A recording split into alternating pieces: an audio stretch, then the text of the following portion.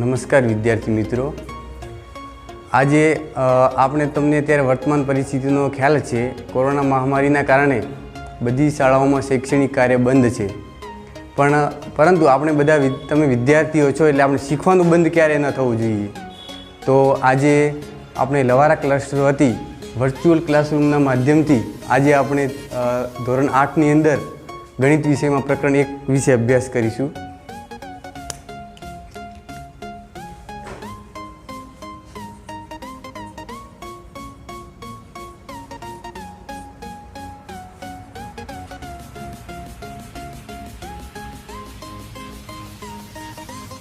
प्रकरण 1 सम्य संख्याओं।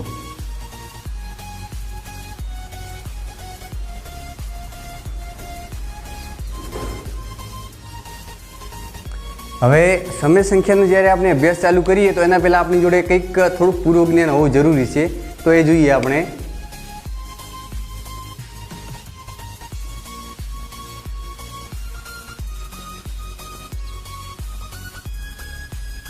प्राकृतिक संख्याओं आने इंग्लिश में नेचरल नंबर कहवाय।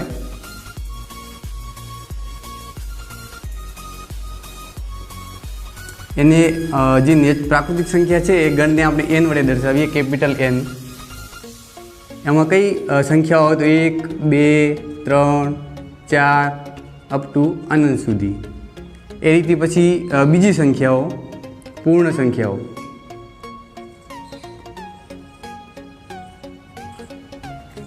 आने इंग्लिश में होल नंबर कहवाय।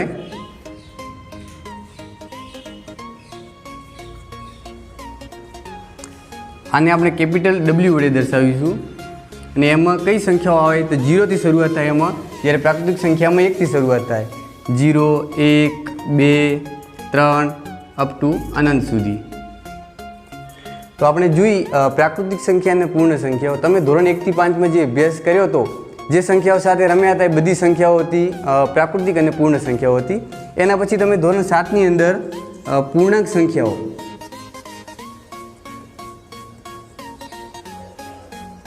आने इंग्लिश में इंटीजर्स कहवाय। इंटीजर्स नंबर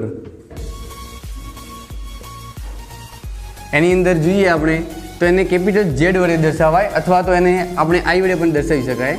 तो एमां कया सभ्यो आवे तो कि बधी ऋण संख्याओं -3, -2, -1, 0, 1, 2, 3 अप टू अनंत सुधी। आ बधी संख्याओने पूर्णांक संख्याओं कहेवाय। एमां आपणे जोईए तो बधी ऋण संख्याओं अने बधी धन संख्याओं अने एनी साथे 0 आ बधी भेगी थई अने पूर्णांक संख्या बने छे। अने हवे त्यारबाद आपणे जे भणवानुं छे ते सम्य संख्याओं।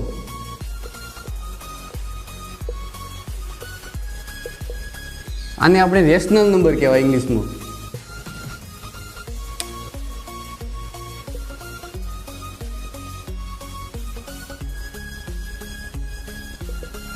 हवे रेशनल नंबर में केवी संख्या आवे तो जुओ एने कैपिटल आर वडे दर्शावीशुं। एनी अंदर अपूर्णांक संख्या पण भेगी आवे એટલે -1/2, 0, 1/2, 1 આવી બધી સંખ્યાઓ। તો આ જે બધી સંખ્યાઓ ખરી એ तो जुओ आ बधुं आपणो पूर्व ज्ञान हतुं। जो आ बधी संख्याओं थी आम तो घणी बधी संख्याओं होय एटले एने आपणे डिवाइड करी। जो प्राकृतिक संख्या, पूर्ण संख्या, पूर्णांक संख्या अने सम्य संख्या। हजू आगळ असम्य संख्या पण आवे छे ए आपणे उपला धोरणमां भणीशुं। अत्यारे एटલું જ ભણવાનું છે। તો હવે આપણે सम्य संख्या विશે डीपમાં ભણીએ।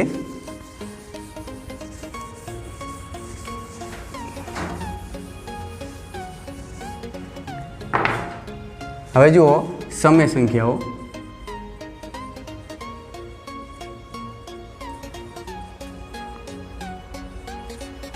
હવે सम्य संख्या विषय थोड़ुंक तमारे धोरण 7 ની અંદર પણ ભણવાનું આવતું હતું અને એ આપણે પુનરાવર્તન કરી દઈએ। જો એની હું વ્યાખ્યા લખું પહેલા તો सम्य संख्या એટલે કેવી સંખ્યા? તો જુઓ કે જે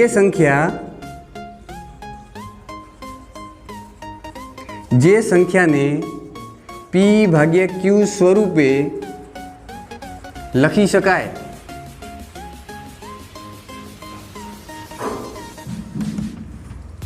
तेवी संख्याओने તેવી સંખ્યાઓને સમય સંખ્યાઓ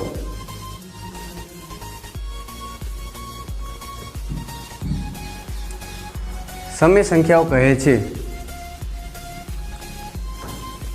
હવે જો થોડુંક આપણે ઉદાહરણ દ્વારા આ સંખ્યાને સમજીએ। સમય સંખ્યા એટલે કેવી સંખ્યા? તો જુઓ 3/2, 5/7 આવી બધી સંખ્યાઓ ઘણી બધી હોય અને આપણે સમય સંખ્યા તરીકે ઓળખીએ છીએ। હવે જુઓ, હવે ધારો કે આ બધી સમય સંખ્યાઓ હતી, પણ આપણે કયા કરે એવો પ્રશ્ન થાય કે ધારો કે 0.5, ધારો કે બીજી કોઈ એવી સંખ્યા હોય, મિશ્ર સંખ્યા હોય, તો આને સમય સંખ્યા કહેવાય કે કેમ? આવો જ્યારે પ્રશ્ન થાય એટલે જુઓ, આમ તો 0.5 આપણે જો વ્યાખ્યા જોઈએ તો વ્યાખ્યામાં એવું કીધેલું છે કે જે સંખ્યાને p/q સ્વરૂપે લખી શકાય એને સમય સંખ્યા કહેવાય, પરંતુ જો આ તો p/q સ્વરૂપે નથી, તો આપણે પહેલાં પ્રયત્ન કરીશું આ સંખ્યાને p/q સ્વરૂપે લખી શકાય કે કેમ? તો જુઓ, અહીંયા 0.5 છે, તો આને આપણે અપૂર્ણાંક સંખ્યામાં ફેરવવો હોય તો આ રીતે ફેરવાય, 5 × 10 1/2। તો જો આ સંખ્યાને આપણે p/q સ્વરૂપે ફેરવી શકાય, એટલે આને પણ સમય સંખ્યા કે ભલે અત્યારે p/q સ્વરૂપે નથી, પણ જો એને દર્શાવી શકાતી હોય તો એવી સંખ્યાને p/q સ્વરૂપ જે દર્શાવી શકાય એને સમય સંખ્યાઓ કહેવાય। એ રીતે જો મિશ્ર સંખ્યા, આ અત્યારે મિશ્ર સંખ્યા છે, પણ આને જુઓ 2 × 2 અને 3/2, આને પણ મિશ્ર p/q સ્વરૂપે દર્શાવી શકાય, તો આ પણ સમય સંખ્યા છે। એટલે આ રીતે કોઈ પણ સંખ્યા હોય તો આને આપણે સમય સંખ્યા કહીશું। હવે આગળ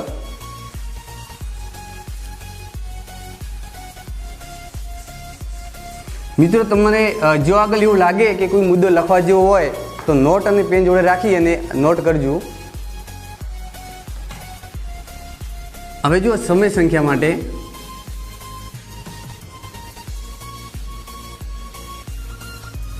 તમે સરવાળા, બાદબાકી, ગુણાકાર અને ભાગાકાર આવું બધું શીખ્યા હશો આગળ, પણ અત્યારે આપણે જે સરવાળા, બાદબાકી, હવે આપણે સમય સંખ્યાઓ માટે સરવાળા, બાદબાકી, ગુણાકાર, ભાગાકાર એ શીખ્યું। જો કે આ તમારે અપૂર્ણાંક સંખ્યાના સરવાળા, બાદબાકી, ગુણાકાર ધોરણ 6 અને 7ની અંદર આવતા જ હતા, પરંતુ હવે આપણે આને બીજું સ્વરૂપ નામ આપ્યું સમય સંખ્યા। જો હું બધું ભેગું જ સમજાવું એટલે તમને ખ્યાલ આવે એનો ભેદ શું છે।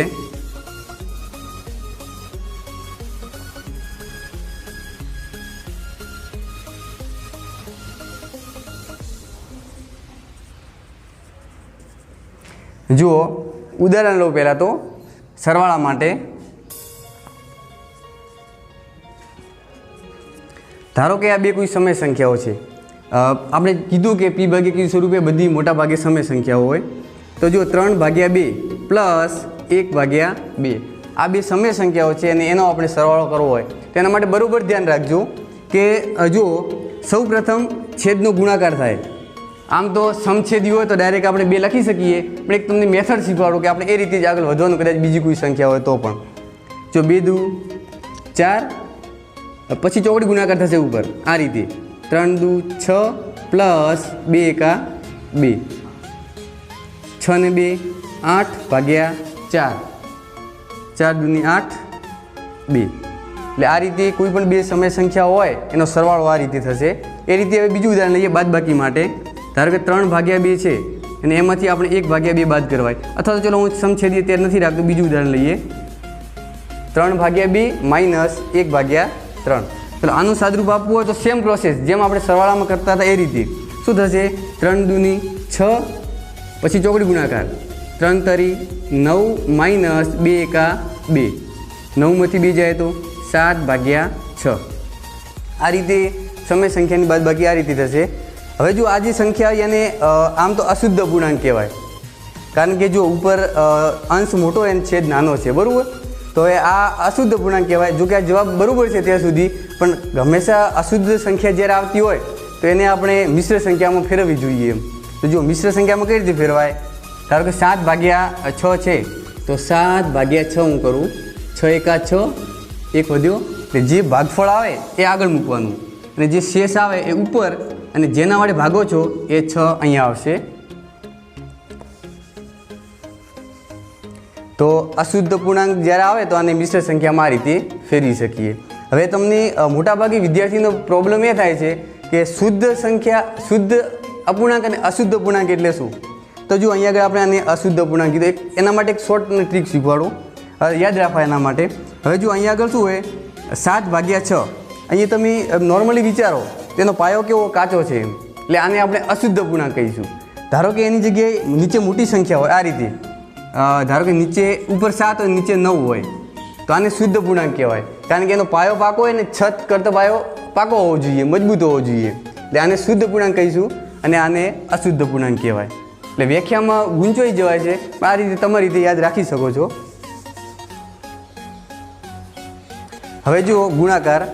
ગુણાકાર સહેલો જ છે, સમય સંખ્યાનો ગુણાકાર. ધારો કે કોઈ આવી સંખ્યા એ 3/5 ગુણ્યા 1/3, આ સંખ્યાનો આપણે ગુણાકાર કરવો હોય તો જુઓ 5 તરી 15, પછી આ ગુણાકારમાં સીધો ગુણાકાર થશે, અંશનો ગુણાકાર અને છેદનો ગુણાકાર. 3 એકા 3, 5 તરી 15, બસ ગુણાકાર થઈ ગયો. સરવાળા અને બાદબાકીમાં ચોકડી ગુણાકાર કરીને થોડી પ્રોસેસ લાંબી છે, જ્યારે ગુણાકારમાં તરત જવાબ આવી જશે આ રીતે. પછી ધારો કે ભાગાકાર કરવો હોય સમય સંખ્યાનો તો એક સંખ્યા લો, જુઓ 3/5 ભાગ્યા 2/6 લઈ લો, બરાબર. આનો ધારો કે આપણે ભાગાકાર કરવો હોય તો શું કરવાનું, તો પહેલી સંખ્યા તો આમની આમ લખી દેવાની 3/5. પછી હવે ભાગાકારનો ગુણાકાર કરવો પડે. ભાગાકારનો ગુણાકાર કરીએ તો એક વસ્તુ ખાસ યાદ રાખવાની કે એ ચિહ્નની આગળ જે સંખ્યા હોય એનો અંશ અને છેદ બદલાઈ દેવાનો. તો ઉપર ભાગાકારનો ગુણાકાર કરીએ એટલે અંશ છેદ ઉપર જાય અને અંશ નીચે આવે. હવે એમાં કોઈ જો સાદુરૂપ અપાતું હોય તો આપવાનું, બાકી સીધો ગુણાકાર તમને ફાવે જ છે. ગુણાકાર કઈ રીતે થાય એ આ રીતે લખી દેવાનું, 5 દુ 10 અને 6 તરી 18. આ જવાબ આવી ગયો. જો અતિ સંક્ષિપ્ત રૂપ આવતું હોય તો એને આપી દેવાનું. જો 9 દુ 18, 5 દુ 10, 2 જતા રહ્યા, 9/5. આ જવાબ જો અશુદ્ધ પૂર્ણાંક આવ્યો. અને જો મિશ્ર સંખ્યામાં ફેરવો તો ફેરવી શકાય, મેં તમને શીખવાડ્યું એ રીતે. તો આ હતા સમય સંખ્યાના સરવાળા, બાદબાકી, ગુણાકાર અને ભાગાકાર. હવે આગળ જોઈએ. આ બધું તમારે ધોરણ 7ની અંદર આવતું, પણ એમાં શબ્દ અલગ વાપર્યો હતો કે અપૂર્ણાંક સંખ્યાના સરવાળા, બાદબાકી અને ગુણાકાર, ભાગાકાર, જ્યારે અહીંયા સમય સંખ્યા શબ્દ વાપર્યો છે. હવે ત્યારબાદ જુઓ સમય સંખ્યાના ગુણધર્મો.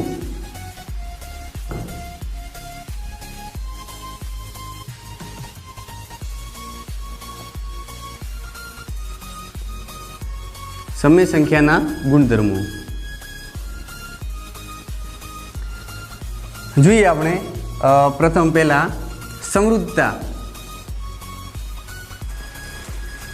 પહેલાં હું બધા ગુણધર્મ લખી દઉં, પછી આપણે એક એક કરીને સમજીએ. પછી ક્રમનો ગુણધર્મ,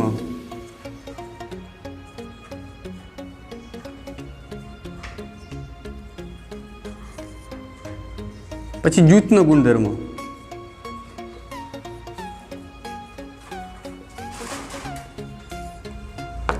વિભાજનનો ગુણધર્મ,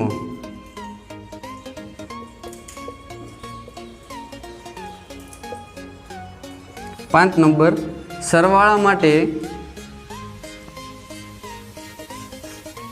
તટસ્થ સંખ્યા, 6 નંબર ગુણાકાર માટે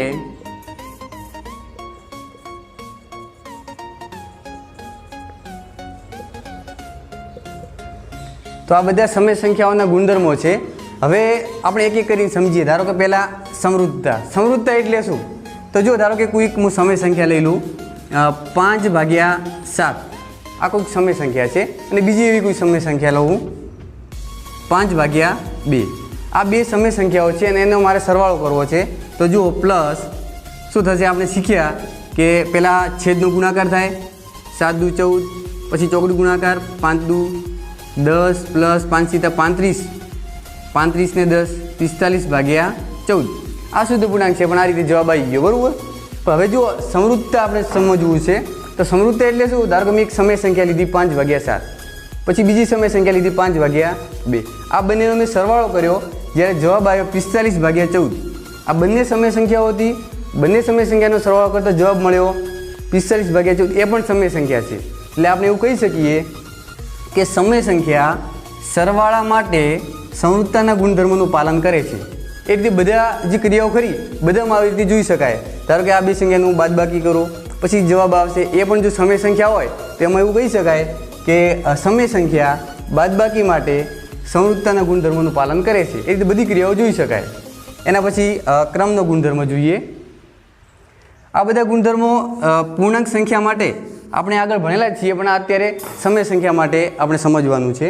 હવે જો ક્રમનો ગુણધર્મ, ધારો કે હું સંખ્યા લખું 1/2, સમય સંખ્યા લખું છું, પ્લસ 5/3. આ બે સમય સંખ્યાઓ છે. હવે ધારો કે આનો હું ક્રમ બદલી દઉં, અહીંયા 5/3 આગળ લખું અને 1/2 પાછળ લખું. પછી એનું હું સાદુરૂપ આપું અને એનું પછી સાદુરૂપ આપું. ધારો કે ચલો આપીએ 3 દુ 6, ચોકડી ગુણાકાર થશે, 3 એકા 3, 5 દુ 10, 13/6.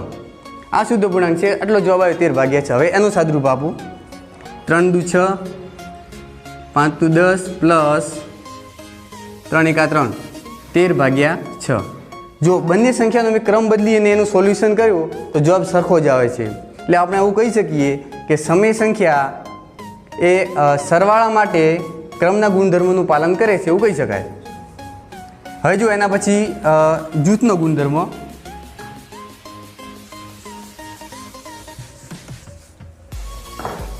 જૂથના ગુણધર્મમાં જો ધારો કે કોઈ સમય સંખ્યા લઈ લઉં હું 3, 1/2, 1/3, 3/5, ગમે તે સંખ્યા લઈ શકાય.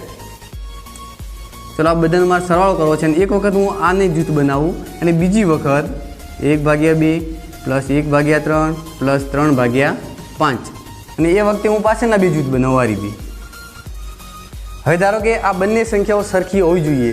અહીંયા અમે જૂથ ખાલી બદલાયા છે, અહીંયા આ જૂથ છે અને અહીંયા આર્યો જૂથ છે. હવે બંનેનું સાદુરૂપ આપું, જવાબ જો સરખો આવે તો એવું કહી શકાય કે સમય સંખ્યા સરવાળા માટે જૂથના ગુણધર્મોનું પાલન કરે છે, એવું કહી શકાય. એ રીતે બાદબાકી માટે પણ જોઈ શકાય, ગુણાકાર માટે પણ જોઈ શકાય અને ભાગાકાર માટે પણ જોઈ શકાય.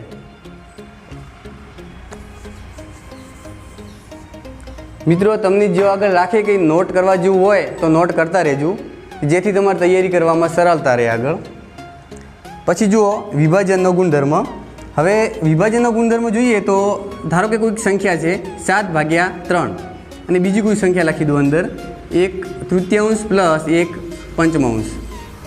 આ સંખ્યા છે, આપણે ખબર છે આનો ધારો કે ગુણાકાર કરો તો કઈ રીતે થાય, તો કૌંસ છોડો તમે, તો 7/3 ગુણ્યા 1/3, આ કૌંસમાં આવશે પ્લસ આ બીનો ગુણાકાર થશે, પહેલાં આ બીનો થયો પછી આ બીનો થશે, એ 7/3 ગુણ્યા 1/5. આ રીતે ગુણાકારનો સરવાળા પર વિભાજન કહી શકાય સમય સંખ્યાનો. તો આ થયો વિભાજનનો ગુણધર્મ. અને એના પછી હવે સરવાળા માટે તટસ્થ સંખ્યા. તો તમે બધા જાણો છો તટસ્થ સંખ્યા એટલે શું, તો કે એવી સંખ્યા કે તમે કોઈ મૂળ સંખ્યામાં ઉમેરો તે સંખ્યામાં કોઈ ફેર ન પડે. બરાબર. ધારો કે એક ઉદાહરણ લઈએ આપણે, 1/7 છે, એની અંદર સરવાળા માટે છે એટલે પ્લસ અંદર હું ધારો કે 0 ઉમેરું તો એનો જવાબ શું આવશે, એની એ જ સંખ્યા આવશે ને. તો કે તટસ્થ સંખ્યા એટલે કે એવી સંખ્યા કે મૂળ સંખ્યાની અંદર ઉમેરતા અંદર નાખતા જો એમાં કોઈ ફેરફાર ન થાય તો જે તમે ઉમેરેલી સંખ્યા છે એને તટસ્થ સંખ્યા કહેવાય. બરાબર. આ સરવાળા માટે તટસ્થ સંખ્યા. ઘણીવાર પરીક્ષામાં પ્રશ્ન આવો પૂછાય કે આ રીતે ખાલી જગ્યા આપેલી હોય 2/3 પ્લસ અહીંયા ખાલી જગ્યા હોય અને બરાબર ધારો કે એની એ જ સંખ્યા આપેલી હોય, તો આપણે ખબર પડવો જોઈએ કે આ જે ખાલી જગ્યા છે એ આ ગુણધર્મને અનુસરે છે. એટલે આ સંખ્યાની અંદર આપણે તટસ્થ સંખ્યા મૂકવી પડશે. કઈ તટસ્થ સંખ્યા, તો કે સરવાળા માટેની તટસ્થ સંખ્યા તમે મૂકશો તો જ આ મૂળ સંખ્યામાં કંઈ ફેર ન પડે એની જ સંખ્યા આવશે.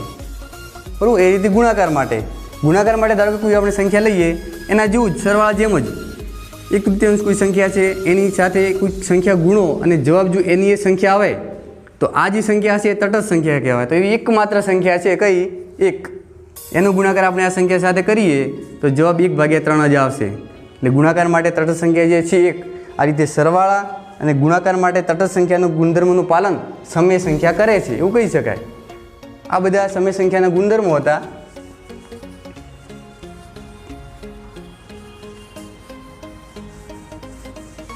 મિત્રો ગુણધર્મો આમ તો પરીક્ષામાં પૂછાય ઓછા છે, પણ જે અમુક કોઈ દાખલા પૂછાય સ્વાધ્યાયના એની અંદર જ્યારે ગણતરી કરતા હોઈએ તો તમે કઈ રીતે ફેરફાર કર્યો તેની બાજુમાં આપણે લખવું પડે છે કે મેં આ ગુણધર્મ વાપર્યો. હવે જોઈએ એના આગળનો ટોપિક, વ્યસ્ત સંખ્યા. જો મિત્રો વ્યસ્ત સંખ્યા લે સમય સંખ્યાની અત્યારે આપણે વાત કરીએ, સમય સંખ્યા માટે અવ્યસ્ત સંખ્યા. તો જુઓ હવે એની વ્યાખ્યા તો બુકમાં આપી નથી, આપણે બનાવી હોય તો બનાવીએ. પહેલાં તો ઉદાહરણ જોઈ લઈએ.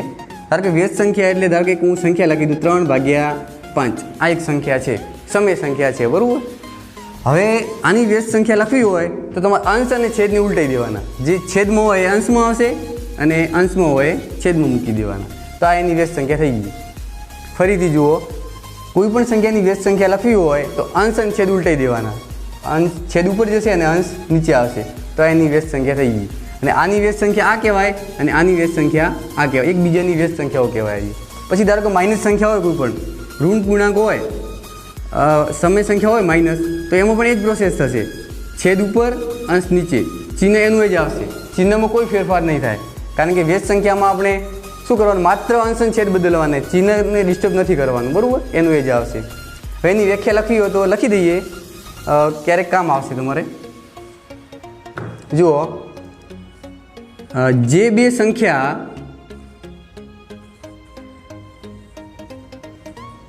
બે સંખ્યાનો ગુણાકાર 1 મળે તે બે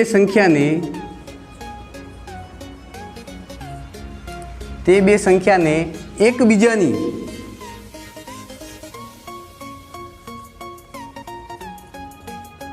વ્યસ્ત સંખ્યા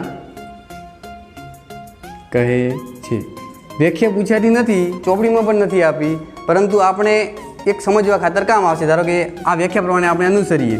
ધારો કે આપણે વાત કરી હતી 3/5નું ઉદાહરણ લીધું, તો એની વ્યસ્ત સંખ્યા કઈ થાય? 5/3.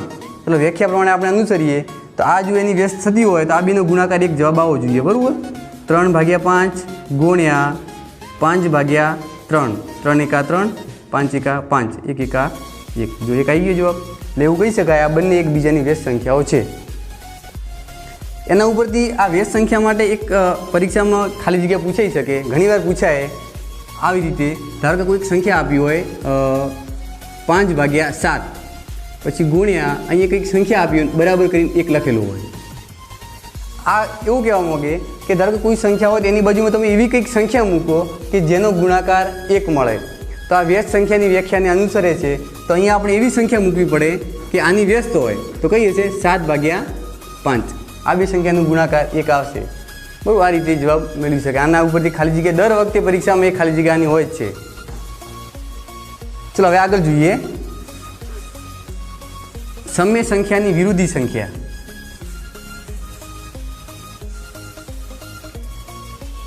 જો મિત્રો શાળાઓ અત્યારે બંધ છે, તમારા ઘરે આ જે પ્રયત્નો કરી રહ્યા છે શિક્ષકો સાહેબો, એ બધાને માન આપી અને ઘરે તૈયારી કરજો. વિરોધી સંખ્યા. વ્યસ્ત સમય સંખ્યાની વિરોધી સંખ્યા. ધારો કે ચલો એક સંખ્યા લખી દઉં અહીંયા આગળ 3/5. એની વિરોધી મારે સંખ્યા લખવી હોય તો એના માટે માત્ર ચિહ્ન ચેન્જ કરો. બરાબર સાંભળજો, વ્યસ્ત સંખ્યા અને વિરોધી સંખ્યામાં શું ફેર છે એ તમારે સમજવાનો છે. અહીંયા વિરોધી સંખ્યામાં ફક્ત ચિહ્ન બદલાશે એનું 3/5 આ રીતે, બરાબર. પછી ધારો કે આની વિરોધી સંખ્યા લખવી હોય તો આ જ થશે, એનું ચિહ્ન બદલવાનું. માઇનસ હોય તો પ્લસ થાય. જો પ્લસનું માઇનસ કરવાનું નથી કહેતો, ચિહ્ન બદલવું ખાસ ધ્યાન રાખજો. ધારો કે બીજી કોઈ સંખ્યા હોય -1/2, આને આપણે વ્યસ્ત સંખ્યા લખવી હોય તો ચિહ્ન બદલો. ચલો ચિહ્ન કયો? માઇનસ છે તો કયો આવશે? +1/2.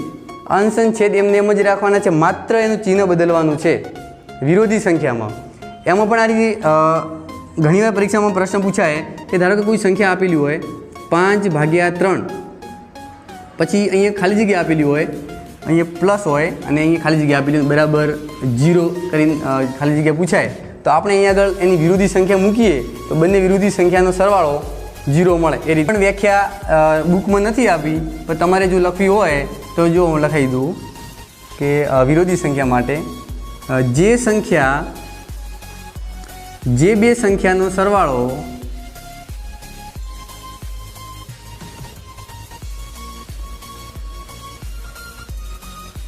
શૂન્ય થાય તે બે સંખ્યાને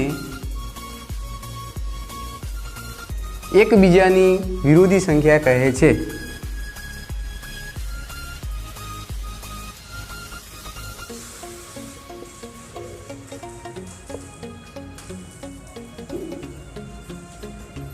આની વ્યાખ્યા છે। આને જો આપણે સમજીએ, ધારો કે કોઈક સંખ્યા છે, ધારો કે આવું પણ પૂછાઈ શકે 5ની વિરોધી સંખ્યા। હવે આપણને પ્રશ્ન થાય કે 5 એ સમય સંખ્યા છે, કેમ? કારણ કે નીચે આને p ભાગ્યા q સ્વરૂપે લખી શકાય, નીચે કોઈ પણ સંખ્યા નીચે આપણે 1 લખી શકાય, 5 ભાગ્યા 1। આની વિરોધી સંખ્યા પૂછાય તો શું થાય? -5। આપણી વ્યાખ્યા પ્રમાણે જોઈએ કે જે બે સંખ્યાનો સરવાળો 0 થાય એને વિરોધી સંખ્યા કહેવાય। ચલો 5, બીજી કઈ સંખ્યા છે? -5। ચલો આ બેનો આપણે સરવાળો કરવો હોય તો ચલો 5 + -5, 5માંથી 5 જાય તો 0। તો આ રીતે જે બે સંખ્યાનો સરવાળો 0 થાય એવી બે સંખ્યાઓને એકબીજાની વિરોધી સંખ્યા કહેવાય છે। હવે આગળ હવે જો મિત્રો સમય સંખ્યાનું સંખ્યા રેખા પર નિરૂપણ।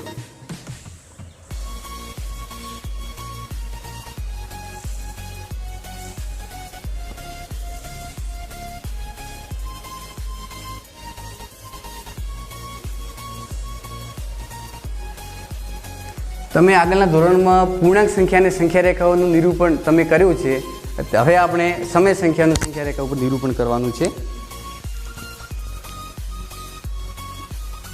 જુઓ, ધારો કે ચલો હું સંખ્યા લઈ લઉં 9/4। ચલો આ શુદ્ધ પૂર્ણાંક છે, શુદ્ધ પૂર્ણાંક લઈ લઉં 4/9, બરાબર। આને આપણે સંખ્યા રેખા ઉપર દર્શાવવું છે।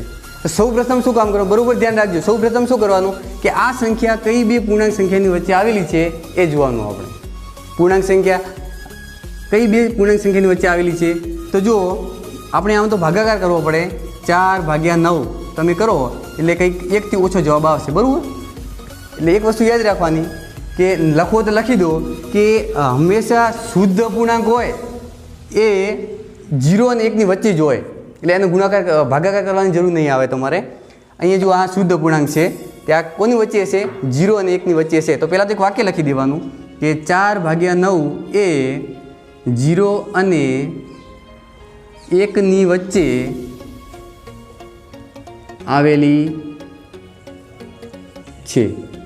તમારે શબ્દોમાં ન લખવું હોય તો તમે આ રીતે પણ લખી શકો, 0 કરતાં મોટી છે આ સંખ્યા અને 1 કરતાં નાની છે, આ રીતે લખી શકાય, બરાબર। ચલો હવે આને આપણે સંખ્યા રેખા ઉપર નિરૂપણ કરીએ।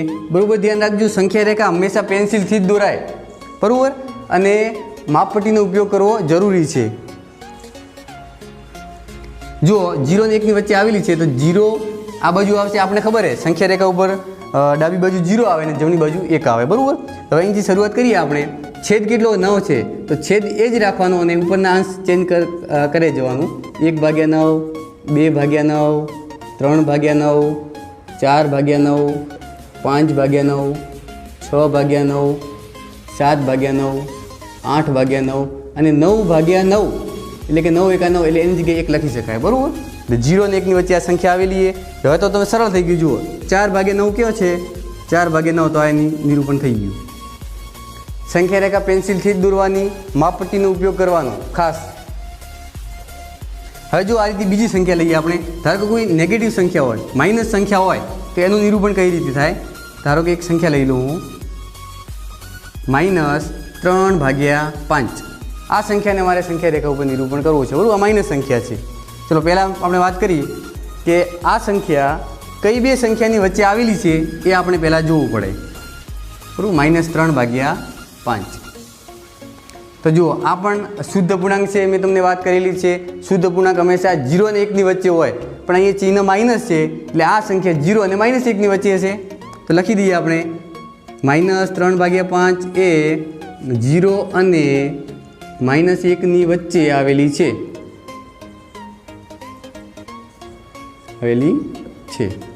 ચલો હવે એના માટે સંખ્યા રેખા દોરીએ। પહેલાં તો તમને બધાને ખબર છે સંખ્યા રેખામાં હવે અહીંયા ખાસ ધ્યાન શું રાખવાનું? આપણે 0 અને -1 દર્શાવવા છે, તો અહીંયા ભૂલ ન થાય કે 0 કરતાં -1 એ ડાબી બાજુ આવે અને 0 જમણી બાજુ આવે, એટલું ખાસ ધ્યાન રાખવાનું છે।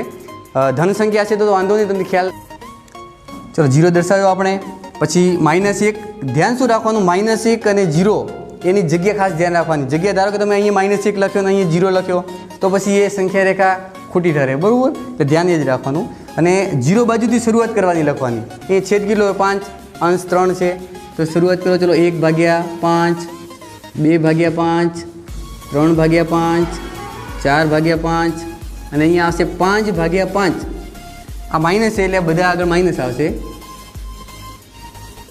હવે 5 એકા 5 એની જગ્યાએ તમે -1 લખો તો પણ ચાલે, એ થોડુંક ધ્યાન રાખવાનું. અને પેન્સિલથી હોય એટલે તમે કાઢી અને એની જગ્યાએ 1 પણ લખી શકો, -1. હવે જુઓ -3/5 કયો આગળ આવે એટલે આ તમને દેખાશે. જુઓ -3/5 આ રીતે દર્શાવી દેવાના, બરાબર. તો આ તો સમય સંખ્યાનું સંખ્યા રેખા ઉપર નિરૂપણ કઈ રીતે થાય. આ રીતે કોઈ ધારો કે શુદ્ધ અશુદ્ધ પૂર્ણાંક આપ્યું હોય ને, આ રીતે 9/4 ધારો કે એને ચલો સંખ્યા રેખા ઉપર દર્શાવાય તો પહેલાં આપણે આ સંખ્યા કોની વચ્ચે આવેલી છે. જો આ શુદ્ધ પૂર્ણાંક નથી એટલે 0 અને 1 ની વચ્ચે નહીં આવેલી હોય તો એના માટે શું કરવું પડે, કશું જ ના આવડે તો આપણે ભાગાકાર તો આવડે જ. 9/4 કરી દેવાના, 4 દુ 8, 1. ચલો હજુ આ ભાગાકાર પૂરો કરીએ તો અહીંયા પોઈન્ટ મૂકીને અહીંયા 0 આવશે. 4 દુ 8, 2. હવે આગળ જરૂર નથી, આપણે મેઇન જોવું છે આ સંખ્યા કોની વચ્ચે આવેલી છે, બરાબર. તો 2.2 આવ્યો એટલે લગભગ આ સંખ્યા 2 અને 3 ની વચ્ચે આવેલી છે, બરાબર. તો એ રીતે નક્કી કરવાનું ભાગાકાર કરીને. અને જો શુદ્ધ પૂર્ણાંક આપ્યું હોય તો સીધી રીતે આપણને ખબર છે કે 0 અને 1 ની વચ્ચે આવેલી છે, બરાબર. ચલો હવે આ પ્રકારનો છેલ્લો ટોપિક. હવે એના પછી અમુક ઉદાહરણ છે, પછી સ્વાધ્યાયના દાખલા છે, એ આપણે આવતા વિડીયોમાં જોઈશું. પણ આ થિયરિકલ પાર્ટ પતી જાય, એક ટોપિક બાકી રહ્યો આપણે, 2 સમય સંખ્યાઓ વચ્ચેની સમય સંખ્યા. 2 સમય સંખ્યાઓ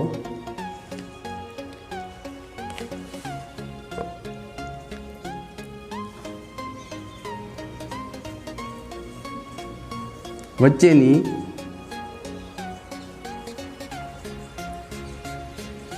સમય સંખ્યાઓ લખવી. જો આનો આ ટોપિક ધોરણ 9માં પણ આવે છે. આ થોડું એ ડીપમાં આવશે, અત્યારે થોડુંક આ નોર્મલ છે. જો ધારો કે એક સંખ્યા લઈ લઈએ, આપણે કોઈક સંખ્યા લઈ લઈએ, ધારો કે 1/2 અને 5/3. આ ધારો કે સંખ્યા છે. તો પહેલું જ કામ આપણે શું કરવાનું કે એના છેદ સરખા કરવા. આપણે જે 2 સમય સંખ્યાઓ આપેલી હોય અને પ્રશ્ન ધારો કે હું લખી દઉં, કેવો પ્રશ્ન પૂછાય. એક્ઝામ્પલ લઈ લઈએ એટલે તમને વધારે ખ્યાલ આવે. 2/7 અને 7/3 વચ્ચેની સમય સંખ્યાઓ લખો. હવે જો આમ તો આવું ન પૂછાય, કારણ કે આ 2 વચ્ચેની સમય સંખ્યાઓ જોઈએ તો અસંખ્ય હોય, ઘણી બધી હોય. એટલે તમને કંઈક ફિક્સ સંખ્યા આપી છે કે વચ્ચેની 4 કે 5 કે 6 કે જે આ રીતે આપી છે, બરાબર. ધારો કે આપણે આ 2 વચ્ચેની 4 સમય સંખ્યાઓ શોધવીએ, બરાબર. ચલો તો પહેલાં શું કરવાનું, આપણે છેદ સરખા બનાવવાના. ધારો કે એનો ચલો છેદ સરખો બનાવવો હોય મારે, તો હું 7 ને કેટલા વડે ગુણું અને 3 ને કેટલા વડે ગુણું તો આ બંનેનો છેદ સરખો થાય. તો અમુક એવી સંખ્યા હોય કે અલગ અલગ સંખ્યા વડે ગુણવાથી સમછેદી થતી હોય, પરંતુ છેલ્લે કશું જ ના આવડે તો શું કરવાનું, આના છેદ વડે આને ગુણી દેવાના અને આના છેદ વડે આને ગુણી દેવાના, તો જવાબ આવી જશે, બરાબર. ચલો ધારો કે આ 3 છે તો 3 વડે ઉપર નીચે હું ગુણી દઉં. અંશ અને છેદ બંનેને ગુણું, આપણે ખાસ ધ્યાન રાખવાનું. અહીં ધારો કે હું 3 વડે ગુણું તો 2 × 3 7 × 3 એ રીતે. હવે આ સંખ્યાને 7 વડે ગુણી દઉં, 7 × 7 અને 3 × 7. એવી સંખ્યા જે તમે અંશ છેદની ગુણો એ જ સંખ્યા વડે અંશ ગુણાવવો જોઈએ, બરાબર. તો એનો અર્થ ન બદલાય, એની વેલ્યુ ન બદલાય. બાકી આપણે આને કોઈ ફેરફાર ન કરી શકીએ, સરખી સંખ્યા વડે ગુણી શકીએ. ત્રાજવું હોય, બંને બાજુ તમે કિલો મૂકો, કશું ફરક પડે? ફરીથી એક ઉપર અડધો કિલો, કશું ફરક ના પડે, બોલો. એ રીતે તમે કોઈ પણ સંખ્યા ઉપર નીચે ગુણો તો સરખી સંખ્યા વડે ગુણી શકાય. ચલો 3 દુ 6, 7 તરી 21, 7 49 અને 7 તરી 21. જો સમછેદી થઈ ગઈ. હવે આપણને ખબર છે સમછેદી થયા પછી માત્ર ઉપરની સંખ્યા જોવાની. 6 અને 49 વચ્ચે કેટલી બધી સંખ્યાઓ આવે, તમને માત્ર 4 જ પૂછી, બરાબર. બધી લખી શકાય. જો કઈ તો કે 6 પછી જુઓ 7/21, 8/21, 9/21, આ રીતે છેક 48/21 સુધી લખી શકાય. હવે જો મિત્રો, સમય સંખ્યા એવી સંખ્યા, મેં તમને પહેલાં પણ વાત કરી કે આ 2 વચ્ચે અસંખ્ય સંખ્યાઓ આવેલી હોય.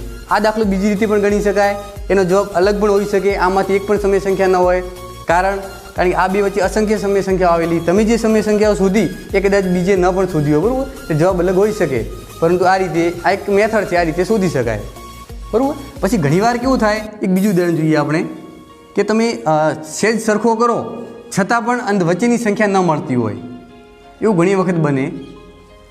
ધારો કે એક બીજો હું દાખલો તમને સમજાવું. ધારો કે 1/2 અને બીજી સંખ્યા લઈ લઉં હું 1/3. ધારો કે આ બે વચ્ચેની મારે સમય સંખ્યાઓ લખવી છે, બરાબર.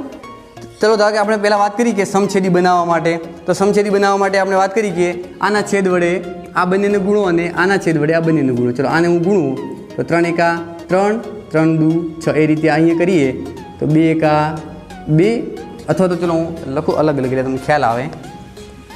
1/2 ને આપણે 3 3 વડે ગુણવાના છે અને 1/3 ને 2 2 વડે ગુણવાના છે, બરાબર. 3 એકા 3, 3 દુ 6, અહીંયા જોઈએ તો 2 એકા 2 અને 3 દુ 6. હવે ધારો કે આ બે વચ્ચેની આપણે ધારો કે 4 સમય સંખ્યાઓ પૂછી, 4 સમય સંખ્યાઓ લખો, તો અહીંયા તમે જો કન્ફ્યુઝ થશો, કારણ કે 2 ને 3 ની વચ્ચે કઈ સંખ્યાઓ લખવી, છેદ તો સરખો છે. જ્યારે આવું બને તો એના માટે એક રીત છે, એ તમારે યાદ રાખવાની. ધારો કે ચલો તમારે કેટલી સમય સંખ્યા શોધવાની, 4, તો તમને 4 સમય સંખ્યા શોધવાનું પૂછાય તો તમારે અંશ અને છેદને 5 5 વડે ગુણી દેવાના. 5 પૂછાય તો બંનેને 6 6 વડે ગુણી દેવાનું, બરાબર. જો ધારો કે આને હું ગુણું, 4 પૂછી છે એટલે 5 વડે ગુણું, બરાબર. 5 તરી 15, 5 6 30, 5 દુ 10, 5 6 30, બરાબર. હવે જો આપણે 4 સમય સંખ્યાઓ લખવી તો જો એના અંદરથી મળી જશે તમને. ધારો કે 11/30, 12/30, 13/30 અને 14/30, 5 મળી ગઈ, બરાબર. એ રીતે ધારો કે તમને અહીંયા ભલે ગમે એટલી પૂછાય, 10 પૂછાય તો શું કરવાનું, તો 11 11 વડે ગુણવાના અંશ અને છેદને, બરાબર. ધારો કે એની આ બે વચ્ચેની સમય સંખ્યા કોઈ આવશે તો 11/30, 12/30, 13/30, 14/30, 1 2 3 અને 4 જ મળશે તમને, કારણ કે તમે 5 વડે ગુણ્યા છે. તમે ધારો કે 10ની જરૂર છે તો અંશ અને છેદને 11 વડે ગુણો તો તમને 10 સંખ્યાઓ મળશે, બરાબર. આ રીતે આ પાઠની અંદર આપણે મોટાભાગની જે થિયરીઓ હતી એ બધી ટૂંકમાં સમજાવી દીધી, બરાબર. આ રીતે હવે આ પાઠની અંદર સ્વાધ્યાયના દાખલા અને અમુક ઉદાહરણો છે એ આપણે આવતા વિડીયોમાં જોઈશું. બસ અસ્તુ, આભાર. જો વિદ્યાર્થી મિત્રો, આ પાઠ આખો આપણે ભણ્યા છીએ. હવે આ પાઠમાંથી તમે કેટલું સમજ્યા મેં તમને પહેલથી વાત કરી હતી, અને ધારો કે ફરીથી તમારા વિડીયો જુઓ તો જોઈ શકો છો, અને એની એક નોટ બનાવી દો. અને આમાંથી હું તમે જ્યારે શાળાઓમાં આવશો, ભવિષ્યમાં ખુલશે, અથવા તો એનો એક ટેસ્ટ હું લઈશ, એ ટેસ્ટ તમારે આપવાનો થશે, એ આમાંથી જશે. એટલે તૈયારી કરજો. અમારો જે પ્રયત્ન કર્યો છે એને માન આપી અને ઘરે થોડી તૈયારી કરજો.